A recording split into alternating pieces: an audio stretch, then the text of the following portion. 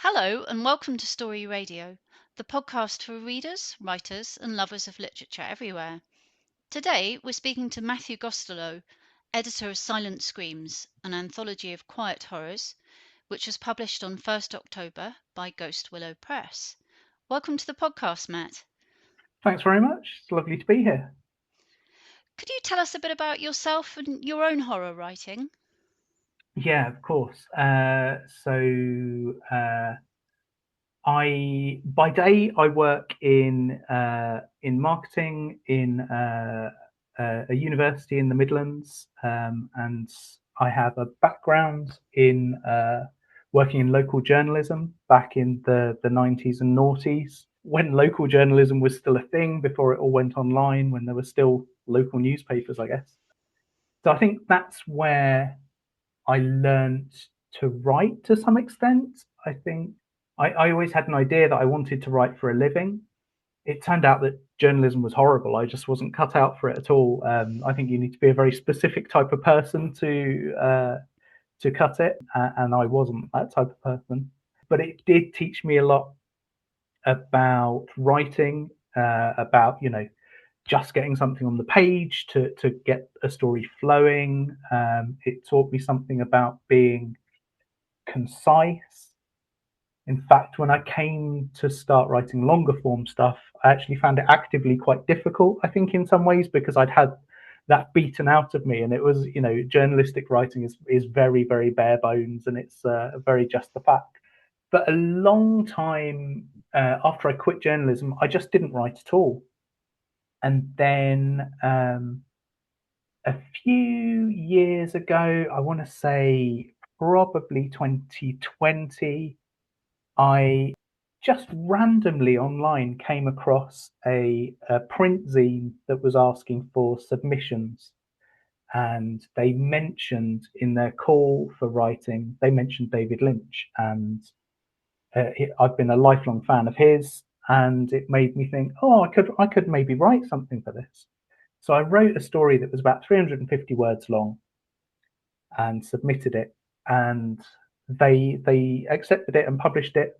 And I felt like, oh, this is exciting. And so I started looking for, are there other places I could do this? And I realized I'd invented flash fiction independently, but that was actually a whole thing.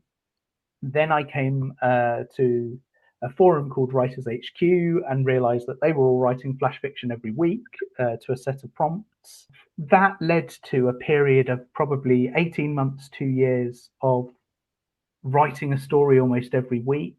And in that time, I probably published 30 or 40 stories online and in anthologies. So I think that's kind of my journey with writing. I don't exclusively write horror. I dabble in poetry and flash, and some of it's funny. But I think I'm definitely horror leaning, even when I don't set out to write horror. I think I end up there sometimes. It Yes, I helps that the find that world too. it helps that the world's quite horrific, I think, in many ways. Is David Lynch your kind of starting point, really, for? He's a huge, RIP. He was a huge touchstone for me. Twin Peaks landed at the first run, came on TV when I was 16, and I was immediately hooked. And then later I realized I'd watched one of his films back when I was much, much younger. I watched Dune, and in my head it was just like, oh, it's like Star Wars, and it's a bit like Flash Gordon, and it was just a sci-fi sort of space opera to me. And then retrospectively, I was like, oh, that's David Lynch as well. And then off the back of Twin Peaks, I discovered the rest of his filmography, and I find his work very deeply affecting, and I think the way he does horror is the sort of horror that really moves me and the sort of horror that I really enjoy. It's that sense that something's really wrong here, but it's not always easy to put your finger on what. It's that moment in Lost Highway when the guy at the party is speaking to the protagonist and says, "Oh, we met at your house," and he says, "I don't think I've met you before." And then he says, "Oh no, I'm at your house right now," and it's this really weird moment, like, what's going on there? I love that stuff, and David Lynch does it, I think, better than anyone. Very unsettling. We didn't really know what to expect when Twin Peaks first appeared, and and then you start watching and like, wow, this is completely unlike anything else I've ever seen. I heard somebody say a couple of weeks ago that horror exists in movement, and that horror requires movement, and it really made me think that there's something about David Lynch. He can take, the little man in a dream dancing, and that's all he is. He's a little man in a red suit dancing, but there's something so uncanny about the way it looks when you see it through David Lynch's eyes. Bob coming across the living room towards the camera, and all that is a guy in double denim crawling over a sofa, but it's so horrifying. Made me jump out of my skin when I saw that. Yeah, terrifying. Yeah, very much so. Heidegger has this phrase, the uncanniness of the everyday, which I think probably works quite well for him. Yeah, and I think that's the space I love. I think I find that stuff unsettling, and that's the sort of button that I try to push often in my writing too. And how did you come up with the idea for your quiet horror anthology? Because it was that phrase that made me think, right, I'm submitting. I wasn't hanging about. That's very cool. So I think what it was a bit of a kick against something that I saw happening in the contemporary horror space, and I think it may have just been the sites I was reading or the presses that I followed. I felt like there was a movement of horror that was really overblown. Horror writing, was very overblown, quite splattery, quite gory, and also quite almost ludicrous. When the Nightmare on Elm Street movies got into the sort of third and fourth sequels, and you'd get Freddy turning into a motorbike in somebody's dream, and it was like, it's not really scary anymore. It's just a bit too meta. Yeah, exactly. And I felt like a lot of the horror writing I was reading was playing in that territory, and that's really cool. And I think there's a lot of people who are quite into that. This tongue-in-cheek, this knowing sort of horror, but I enjoyed a different type of horror, and I think the more I thought about it, it was defined by a kind of a quiet unease or a creeping dread, and so I wanted to give writers who played in that space a publication to aim for and an anthology to be in. That was where the idea came from. It was a push back against something I saw happening, I think. And what do you think the appeal is of darker stories at the moment? Because they're having a moment, aren't they? I think they are. I feel like they are too. And I think, I don't know, is it that dark times lead to dark stories? I think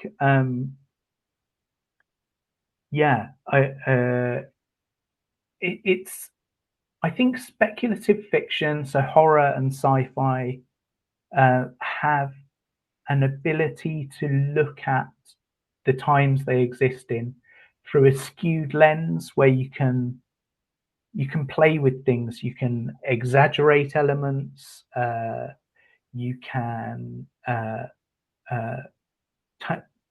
turn things upside down, you can lean into the disturbing aspects of the society you see around you. So I think there are probably a lot of people feeling horrified by the news on a daily basis, and perhaps that comes out of our collective psyche as a surge in dark literature. Did you find there were common themes that tie all these stories together in your collection?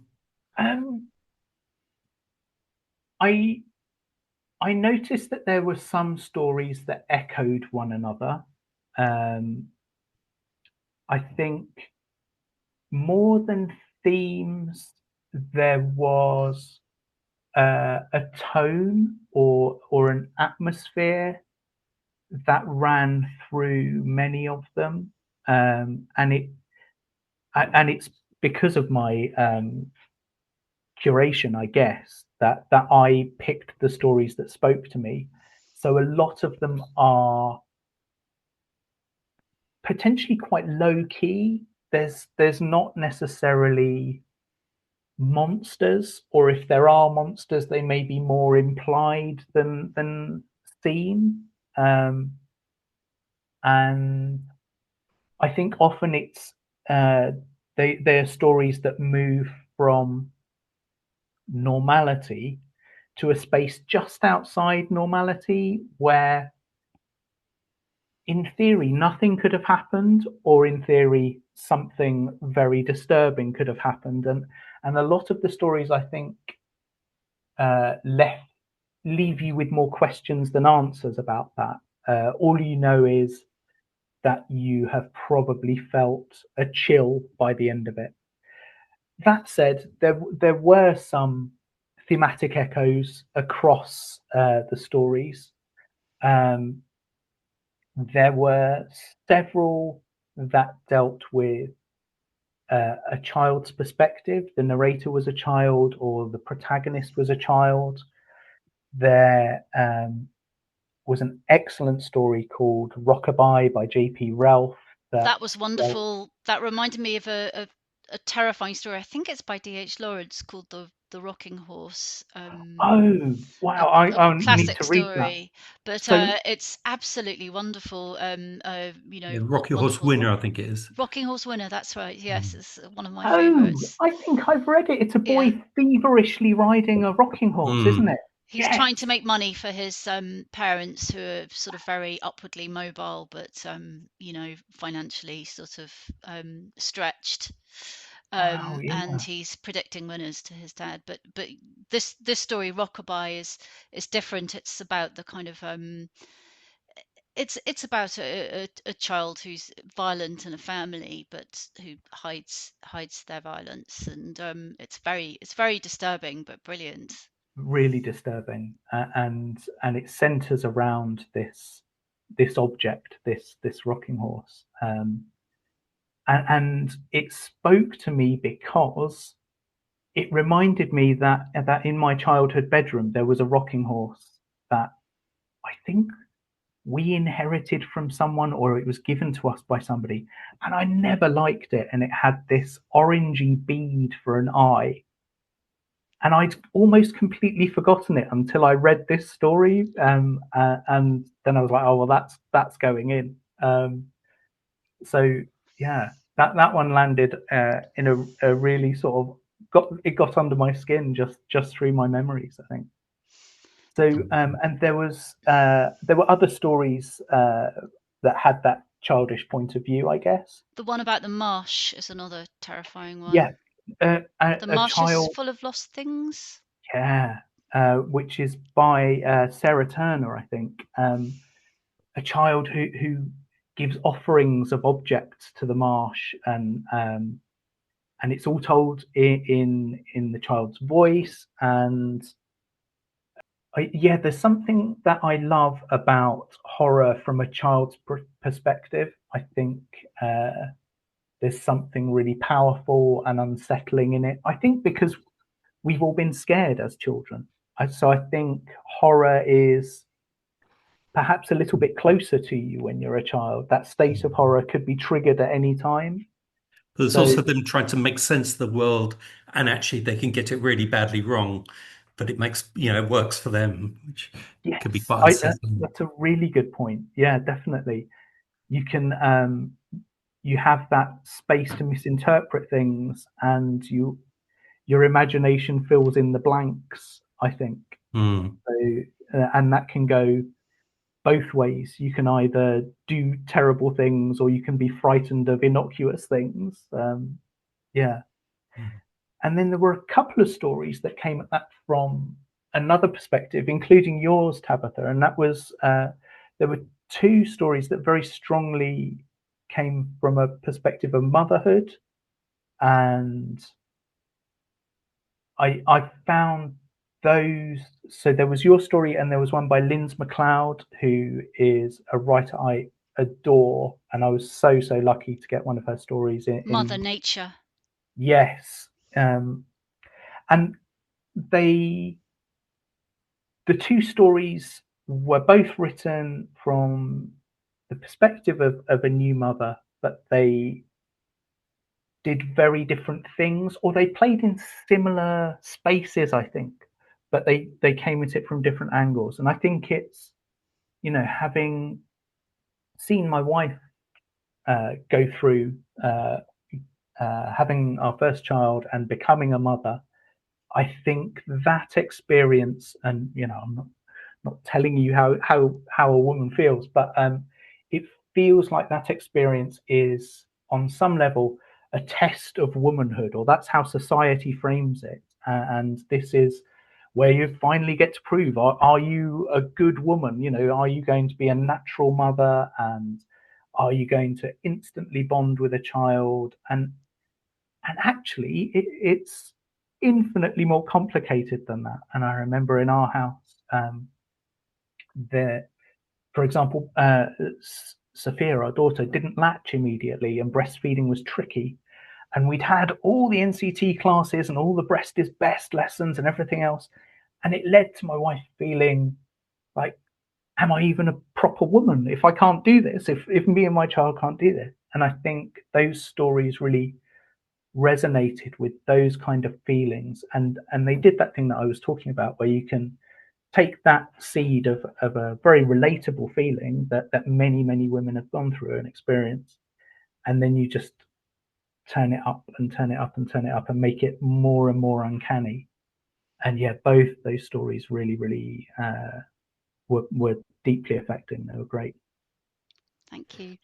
Yes, no, it's so definitely. I was thinking the other day that motherhood is like the sort of closest most of us get to body horror. It's kind of, Genuinely, it's and I think Lynch and other filmmakers have sort of played with that idea as well, haven't they? Yeah, no doubt. Eraserhead is all that, isn't it? Yeah.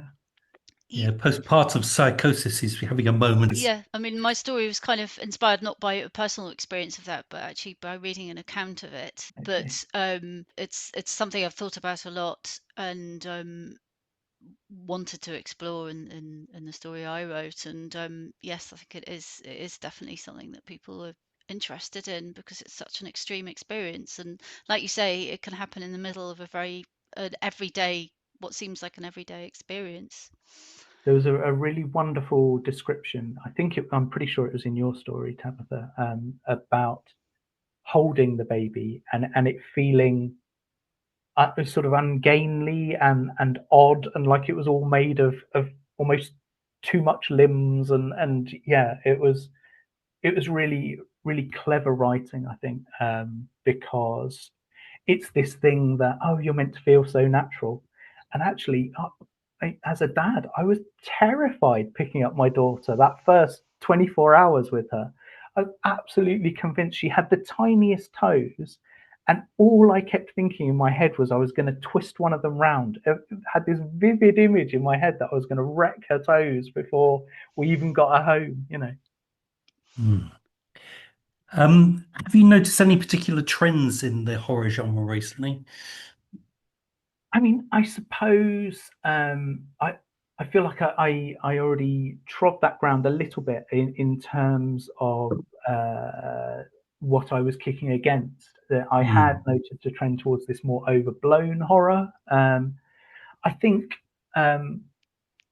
one of the other things I've seen, and perhaps it's always been true, but it feels like a contemporary theme, is that horror is feels like a genre that welcomes a broad range of perspectives and authors from many different life experiences. I feel like there's a lot of amazing queer horror being written. There are horror stories being written from all sorts of international perspectives, and some of the authors on my ever expanding pile of to be read are I think there's a really diverse range of perspectives in the horror space right now, which I think is, a really, really wonderful trend.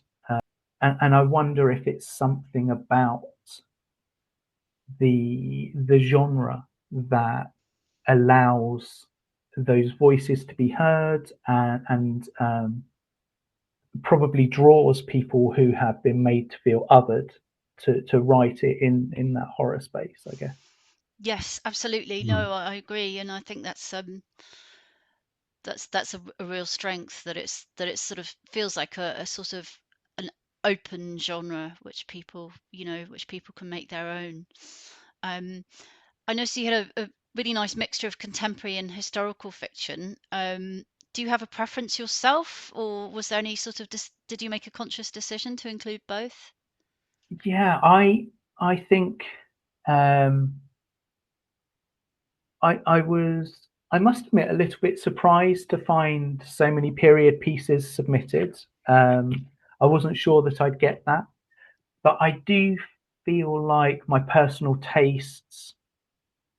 I love contemporary horror. Don't get me wrong, but I think probably one of my favorite horror authors is Robert Aikman, and so that's pushing back to the early mid 20th century. 20th century.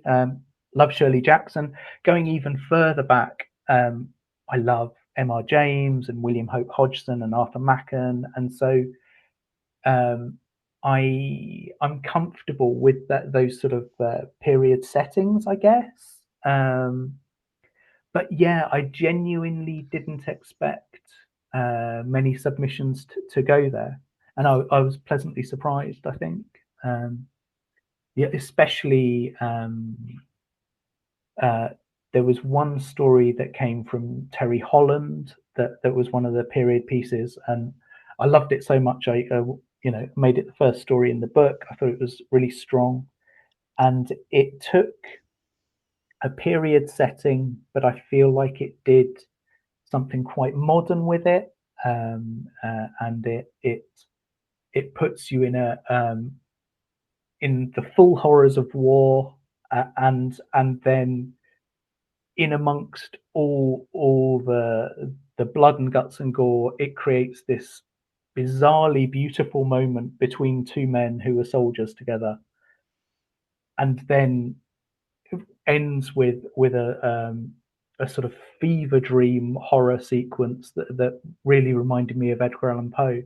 So I think it was the period pieces. I think did the ones I chose did something contemporary with that. There were a couple of stories that were submitted that were almost a pastiche of H.P. Lovecraft, and they were very well written. But I didn't accept the ones that didn't feel like they added something new, maybe. Yeah. What are the particular opportunities and perspectives that the horror genre offers the writer? Yeah. I think they give us a chance to I've maybe touched on this a little bit. I think they give us a chance to look at things askew, and maybe learn something about them that you wouldn't look by looking at them through a flatter lens, maybe. So I feel like I've written stories about my feelings about work and living in a capitalist society, but when I look at them through a horror lens, or a sort of this gentle, quiet horror lens, they become about a guy who works in a clock factory, and he builds these clocks along a production line with all his colleagues, and then his brother works in a factory next door, and they have a production line where they get fully made clocks and they dismantle them piece by piece along the production line. And as the story goes on, you realize it's just a loop between these two buildings, and that's all they're doing. Is one team of men are building clocks, the other team are dismantling them, and it's the same 12 clocks doing a lap the whole time. And I think that, for me at least, in my writing, and I think in other people's writing, I'm able to say something about the world of work that's probably, that feels more interesting to me than if I just wrote and look, there are other authors who can do it this way. If I just wrote a piece about how mundane it is going to work, I think that wouldn't work for me. But if I skew it and make the experience, this familiar experience, feel weird, then it feels like there's something there when you inject it with horror. I feel like horror stories still haunt the literary canon rather than being in it. Do you agree? Do you think horror literature should just be literature and we should stop having all these divisions? Interesting, isn't it? I'm reading right now, for the first time in my life, shamefully, Frankenstein, which is, probably I've just seen the the film. birth. Oh yes, so I wanted to read the novel before I see the new Guillermo version, but so I'm loving it, and it's the birth of this genre that I love so much. It's the birth of two genres that I love so much. It's one of the first science fiction stories. It's one of the first horror stories, and it's considered literature. And it's a great read, isn't it? I mean, it's like Wuthering Heights. They're both fantastic reads, I think. I don't understand why sort of people sort of go, ooh, classic, and they get put off thinking it's a classic. Yeah. I'm absolutely. I'm finding it an absolute page turner. You're totally right. But I think, and then I look at I was trying to think about the other day about how much horror is considered literature. And it made me think that perhaps it's better on the outside. It's better that it's not accepted. I think it's better that it has this, the genre status that keeps it outside the establishment. Perhaps that's why horror will always have an edge, because it's a challenger. It's on the outside throwing stones rather than scratching the window and saying, "Let me exactly in." Yeah. For God's sake, don't invite it in. Yeah. So finally, we're going to listen to Terry Holland reading his stories. You've already mentioned it, of course, but perhaps could you just give a little introduction? Yes. To Terry's work. So Terry Holland is a writer who I met through the Writers' Headquarters Forum. He is a really lovely bloke, but also a very, very talented writer. He has a wonderful way of seeing the world. I think he seems to be able to turn his hand to many different styles of writing. He also writes some of the best titles for stories that are almost stories in themselves. But yeah, he can take the smallest incident and turn it into a vast social commentary. He can turn a story about walking through the streets of a specific area of London into a sprawling psychogeography that brings Victorian era and contemporary era clashing together with, in remarkable ways. And this story, I think, is is just a dazzling piece of writing, and I think when I compare it to Edgar Allan Poe, that is the highest possible praise from me. Poe's writing, I think, is something really, really, truly magical, and without this story feeling like a pastiche, there is something of that feverish horror that Terry manages to capture. I think it's a remarkable story. Fantastic. Oh, well, we'll listen to that after the show. Oh, thank you so much, Matt. It was really interesting to talk to you. And so the anthology is Silent Screams, an anthology of quiet horrors. Please do read it. There's some fantastic stories in there. Thank you so much. It was lovely to meet you. Nice to meet you both.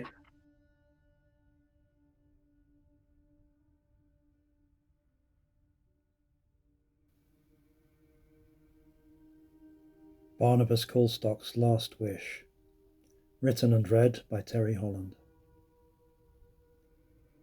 A fire rages through my body. Is this a foretaste of the afterlife? Burning in everlasting flame as punishment for my unnatural act? The bed is awash with sweat. The thin blanket clings to my skin. I shiver and tremble as though plunged in icy water, even as I feel I am being boiled alive. Martha lays a wet cloth on my brow, but it brings little ease. Water gushes from my every pore, yet my throat is choked and dry as dust. Martha holds a cup of water to my lips. I try to drink, but can scarce muster the effort to swallow. I know my time in this vale of tears is near done. I cling to what little life is left in me, only for fear of the hell fire that surely awaits. Martha's face hangs above me, blurred and shape-shifting. Wife and mother, helpmeet and lover, angel and demon, saviour and tormentor. The box, I breathe. Bring me the box. I sense Martha's revulsion. I grip her wrist with a strength I am surprised I still possess. She recoils, gasping, "Very well, Barnabas. Just let go." I hear her footsteps cross the uneven floor, the chest creak open. Indistinct sounds, then silence. A few moments only, yet in my fevered imagination stretched to an infinity of catastrophic imaginings. "Martha!" My voice a rasping croak. Again confusing indistinct sounds, then a deep sigh. The creak of the chest closing. Footsteps. She has been a good wife to me, dutiful to the last, in spite of it all. No doubt she will receive her reward in heaven. She places the box on my fevered chest, its weight immense and crushing, yet also too insubstantial for what it contains, like life itself. As my fingertips touch the rough oak, memories of that dreadful day tumble past my mind's eye. I see my comrade, brother in arms, closest friend and dearest companion throughout that long-gone world of war, Robert Strangfellow, cling fiercely to his pike as it speared through the breastplate of the crazed royalist commander, who recklessly, pointlessly charged straight into our ranks, eyes wild, the anguished neighs of his poor horse for some moments drowning out even the roar of the guns and the screams of maimed and dying men. I see that demented officer's sword arc down in one final desperate swing, blade glinting, cleaving through the air, then through Robert Strangfellow's pike, then through Robert Strangfellow's beautiful, sturdy left arm. In that instant all noise was hushed. Nothing existed but Robert Strangfellow's wide-eyed amazement as he watched his hand fall to the ground, still clutching a length of pike shaft. He collapsed, it seemed to me with impossible slowness, grabbing at his bloody stump, a cry emanating from the core of his being that pierces me to this day. As I rushed to his aid, a shell exploded in our midst, taking my leg from under me. I fell atop my fallen comrade. The time after that is a blur, a smear of pain and delirium. I remember waking in a barn, myself and Robert Stringfellow crushed together among piles of dead, dying and wounded. Bloody, filthy rags where our missing limbs had been. In that fevered halfway house, that terrible threshold between life and death, we loved, Robert Stringfellow and I. Loved true and deep, body and soul. Loved as it is forbidden for men to love. 'Twas his last act upon this accursed earth. The fire within me is burning out. I hear a woman's voice in prayer. Martha is kneeling beside the bed, hands clenched, head bowed. I open the box. Martha looks up at me, but the face I see is not hers, nor is the last breath that brushes past my ear, nor are the tender fingertips that caress my hollow cheek one final time.